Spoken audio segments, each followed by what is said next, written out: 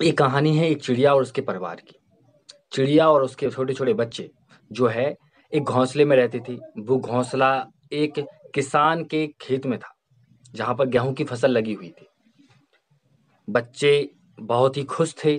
माँ जाती थी अपना भोजन की व्यवस्था करने, बच्चे अपना खेलते-कूदते थे। तभी देखते हैं बच्चे कि जिस गेहूँ की फसल में वो उनका घोंसला है या उनका घर है, तो वो किसान आता है और कहता है कि अब गेहूँ की फसल पक चुकी है, इसको काटने का समय आ गया है। बच्चे सोचते हैं कि यदि फसल कटी तो उनका जो घर है, जो उनका आशियाना है, वो खत्म हो जाएगा। वो डर जाते हैं और बहुत ही परेशान होते हैं। माँ के आने का इंतज़ार कर रहे होते हैं। जैसे ही माँ आती है, यानी कि चिड़िया आती है, बच्चे कहते हैं, "माँ, माँ, किसान आया था और कह रहा था कि कल अपने रिश्तेदारों को बुलाएगा और रिश्तेदारों से उसने कह भी दिया है कि कल मेरी गेहूँ की फसल काटने आ जाएँ। अब क्या होगा माँ?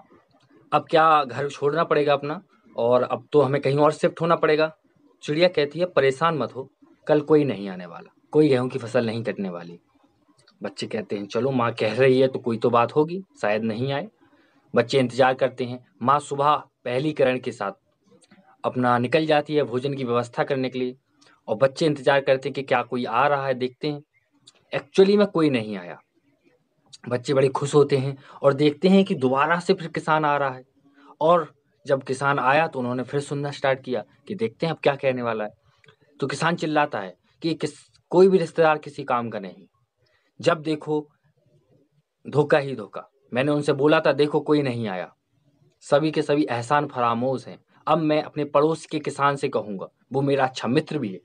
वो मेरा ज़रूर मदद करेगा, वो मेरी फसल को ज़रूर काटेगा। बच्चे फिर से डर जाते हैं कि अब तो मित्र से बोलने वाला है, पड़ोसी किसान से जो बहुत मेहनती है, वो तो कर ही देगा इसका काम। बच्चे डर जाते हैं, इंतज़ार करते हैं कि चिड़िया वापस आए और उसे ये कहानी सुनाई जाए और घर को शिफ्ट किया जाए। चिड़िया आती है, बच्चे कहते हैं माँ अब तो पड़ोसी का किसान आने वाला है, वो उसका मित्र भी है, अब तो काटेगा, फसल काटेगा ही, अब तो फसल को वो काट ही देगा। चिड़िया कहती है डोंट वरी, इस बार भी कोई नहीं आने वाला। बच्चे कहते माँ तुम्हें कैसे पता चल जाता कि इस बार आने वाला या नहीं आने वाला, हर बार आप कहते नहीं आने वाला और कहीं आ गए तो। चिड़िया कहती है डोंट वरी, तुम अपना खाना खाओ और कोई नहीं आएगा। बच्चे कहते हैं ठीक है। सुबह होती है, एक्चुअली में कोई नहीं आया, फिर से कोई नहीं आया। किसान फिर आता है और चिल्लाता है खुद पे, मैंने उससे बोला था कि वो आए, वो मेरा मित्र भी है, फिर भी उसने मेरी मदद नहीं की। अब मैं स्वयं खुद आऊंगा और उस फसल को काटूंगा। बच्चे कहते हैं कि ये तो फेंकता ही रहता है, कभी रिश्तेदार आएंगे, कभी फ्रेंड्स आएंगे, अब यार आप खुद आएंगे। चलो बच्चे ज़्यादा स्ट्रेस नहीं लेते हैं। किसान चला जाता है।